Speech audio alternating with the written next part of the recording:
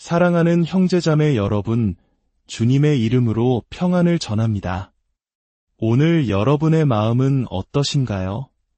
혹시 성경을 펼쳤을 때 그 말씀이 꿀송이처럼 달게 느껴지는 대신 무미건조한 활자의 나열로만 보일 때가 있으신가요? 하나님의 말씀 속에서 기쁨과 즐거움을 발견하고 싶지만 마음이 메마르고 공허하게 느껴질 때가 있으시다면 오늘 이 시간이 바로 당신을 위한 하나님의 선물임을 믿으시길 바랍니다. 본격적인 말씀에 앞서 잠시 여러분의 귀한 손길을 부탁드립니다. 이 영상에 좋아요와 구독을 눌러주시는 것은 단순히 숫자를 늘리는 일이 아닙니다. 이 귀한 생명의 말씀을 더 많은 영혼에게 전하는 선교의 동력이 되는 것입니다. 복된 소식을 나누는 여러분의 손길 위에 하나님의 크신 축복이 함께하기를 기도합니다. 성경을 읽을 때 만족함이 없으신가요? 말씀 속에서 기쁨과 즐거움을 찾지 못하고 계신가요? 그렇다면 구하십시오. 간절히 부르짖으십시오. 쉬지 말고 간구하십시오. 오, 하나님 아버지, 당신의 진리로, 당신의 사랑으로, 당신의 영광으로 저를 만족시켜 주십시오. 당신께서 제게 보여주시는 놀라운 것들로 제 영혼을 채워주십시오. 저를 이 메마른 상태에 내버려 두지 마옵소서.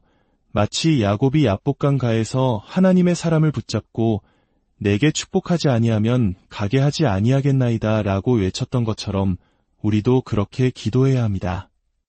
시편 한 편의 복된 사람처럼 주의 말씀을 즐거워하여 주야로 묵상하는 기쁨을 제게 허락하실 때까지 저는 주님을 놓지 않겠습니다. 그리하여 제가 시냇가에 심은 나무처럼 시절을 좇아 열매를 맺는 인생이 되게 하옵소서. 오늘 우리는 데살로니가전서 5장 12절부터 18절 말씀을 통해 어떻게 기도를 통해 하나님을 향한 갈망을 깨울 수 있는지 나누고자 합니다. 하나님 안에서 참된 기쁨을 누리기 위해 우리는 어떻게 기도해야 할까요? 성경은 명확하게 답합니다. 쉬지 말고 기도하라, 쉬지 말고 기도하라는 것은 과연 무슨 의미일까요? 저는 3가지로 나누어 생각해 보았습니다. 첫째, 언제나 하나님을 의지하는 영적인 태도를 갖는 것입니다. 문자 그대로 항상 말입니다. 우리 존재의 가장 깊은 곳에서부터 하나님을 의지하는 마음이 배어 있어야 합니다. 우리의 정체성이 하나님께 의존된 자가 되는 것입니다. 이 의존적인 마음은 때로 기도로 표현될 수도 있고 아닐 수도 있습니다.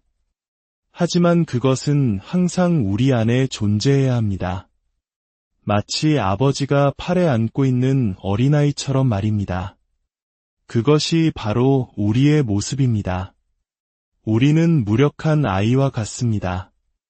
우리의 정체성은 나는 의존하는 자다, 나는 기대는 자다입니다. 이것이 우리 삶의 방향성이 되어야 합니다. 우리는 하나님께 기댑니다. 기도의 본질은 바로 의존성에 있습니다. 성도의 삶에는 이러한 태도가 만연해야 합니다. 어린아이처럼 무력하게 영원하신 아버지의 팔에 기대는 법을 배우십시오. 둘째, 기도가 자주 그리고 반복되어야 한다는 의미입니다. 사도 바울은 로마서 1장 9절에서 로마 교인들을 향해 내가 항상 내 기도에 쉬지 않고 너희를 말하며 라고 고백합니다. 생각해 보십시오. 바울이 로마 교인들만을 위해 기도했을까요? 아닙니다. 그는 골로새, 데살로니가, 에베소 교인들을 위해서도 기도했고 동역자들과 잃어버린 영혼들 그리고 모든 민족을 위해 기도했습니다. 잠을 자는 동안에는 기도하지 못했을 것입니다. 그렇다면 쉬지 않고 기도했다는 것은 그만큼 자주 끊임없이 반복적으로 그들을 위해 기도했다는 뜻입니다. 우리의 마음에도 기본 설정값이라는 것이 있습니다. 컴퓨터나 스마트폰에 문제가 생기면 초기 설정으로 돌아가는 것처럼 우리의 생각이 잠시 멈추거나 쉴 때 우리의 마음이 자연스럽게 어디로 향하는지 생각해 보십시오. 여러분의 마음은 어디로 향하나요? 세상의 염려나 헛된 생각인가요? 아니면, 오, 하나님, 하고 주님을 향하나요? 우리의 마음의 기본 설정이 바로 하나님이 되어야 합니다. 잠시 틈이 날 때마다 오, 하나님 하고 부르는 것이 우리의 습관이 될 때 우리는 비로소 쉬지 않고 기도하는 삶을 살게 되는 것입니다. 셋째, 기도 자체를 결코 포기하거나 단념하지 말라는 뜻입니다. 이것이 가장 중요한 의미일 수 있습니다. 20년 동안 기도해오다가 이제 지쳤어. 하나님도 기도 생활도 다 끝이야. 라고 말하며 기도를 완전히 멈추어 버리는 것, 그것이 최악의 멈춤입니다. 절대로 그렇게 해서는 안 됩니다. 하나님의 말씀 안에서 그리고 하나님 자신 안에서 기쁨을 누리는 비결은 바로 끊임없이 반복해서 자주 기도하는 것입니다. 하지만 여기서 우리는 한 가지 중요한 사실을 기억해야 합니다. 바로 훈련과 자발성의 조화입니다. 그리스도인의 삶에서 자발적인 기도는 가장 이상적인 모습입니다. 성령 안에서 자연스럽게 하루에도 수백 번씩 우리의 갈망과 소원을 하나님께 아뢰는 삶, 그것이 우리의 목표입니다. 그러나 현실은 어떻습니까? 만약 우리가 시간을 정해놓고 기도하는 훈련을 하지 않는다면 우리는 결코 자발적으로 기도하는 사람이 될 수 없습니다. 이것은 매우 중요한 영적 원리입니다. 어떤 이들은 시간을 정해 기도 목록을 만들거나 기도하고 싶지 않을 때 억지로 기도하는 것이 성령을 소멸하는 행위라고 생각할지 모릅니다. 그러나 그것은 순진하고 해로운 생각입니다. 농부의 비유를 들어보겠습니다. 농부가 자발적으로 옥수수가 자라나길 바라면서 밭을 갈고 씨를 뿌리는 수고를 하지 않는다면 어떻게 될까요? 가을에 풍성한 수확을 기대할 수 있을까요? 결코 아닙니다. 우리의 영혼에 기쁨의 열매가 맺히는 것도 마찬가지입니다. 기쁨은 우리가 그저 침대에 누워 자, 이제 자발적인 기도가 시작되어라고 말할 때 찾아오지 않습니다. 기쁨은 우리가 무릎을 꿇고 성경을 펴고 그 말씀을 읽기 시작할 때, 즉 쟁기를 잡고 밭을 갈기 시작할 때 찾아옵니다. 구약의 인물 다니엘의 삶이 이것을 증명합니다. 다니엘은 왕의 꿈을 해석하는 등 하나님과의 놀랍고 자발적인 만남을 여러 번 경험했습니다. 그러나 그 힘은 어디에서 나왔을까요? 다니엘서 6장 10절은 그 비밀을 알려줍니다. 왕 외에 다른 신에게 기도하는 자는 사자굴에 던져진다는 법령이 선포된 것을 알고도 다니엘은 어떻게 했습니까? 그는 집에 돌아가서 예루살렘으로 향한 창문을 열고 전에 하던 대로 하루 3번씩 무릎을 꿇고 기도하며 그의 하나님께 감사했습니다. 다니엘이 그토록 놀라운 영적 능력을 소유할 수 있었던 이유는 그가 아침과 점심과 저녁, 기분이 좋든 좋지 않든 규칙적으로 무릎을 꿇고 하나님 앞에 나아가는 훈련된 기도의 사람이었기 때문입니다. 그렇다면 우리는 무릎을 꿇고 무엇을 기도해야 할까요? 어떻게 기도해야 기쁨이 찾아올까요? 3가지 성경 구절을 통해 구체적인 기도 방법을 나누겠습니다. 이 시편의 기도들은 다윗 왕과 같은 위대한 믿음의 사람들도 우리와 똑같이 영적 침체를 겪었으며 그들이 어떻게 그것을 극복했는지 보여줍니다. 첫 번째 기도는 시편 119편 36절입니다. 내 마음을 주의 증거들에게 향하게 하시고 탐욕으로 향하지 말게 하소서. 아침에 일어났을 때 성경 말씀의 영적인 달콤함이나 은혜의 감격이 전혀 느껴지지 않을 때가 있습니다. 마음은 그저 아침 식사나 새로 산 물건, 세상 소식, 흥미로운 TV 프로그램으로 향합니다. 그럴 때 솔직하게 하나님께 아뢰십시오.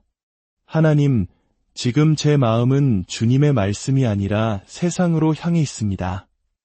이것이 저의 연약한 모습입니다. 부디 제 마음을 돌이켜 주님의 말씀으로 향하게 하옵소서. 이것은 자신의 의지로 마음을 바꾸는 것이 아닙니다. 하나님께서 내 마음의 방향을 바꾸어 주시도록 간구하는 것입니다. 수많은 믿음의 선배들이 이 기도를 통해 말씀의 기쁨을 회복했습니다. 나는 원래 의지가 약한 사람이야 라고 말하는 심리적 운명론에서 벗어나십시오. 하나님은 우리의 마음을 바꾸실 수 있는 분입니다. 쉬지 말고 기도하십시오.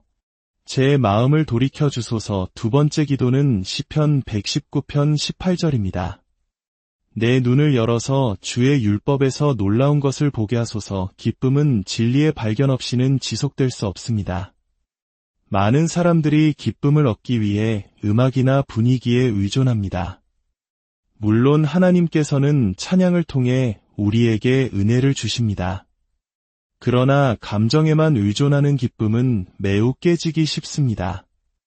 만약 당신의 삶에 끔찍한 사고와 같은 비극이 닥쳤을 때 아름다운 멜로디가 당신을 위로해 줄 수 있을까요?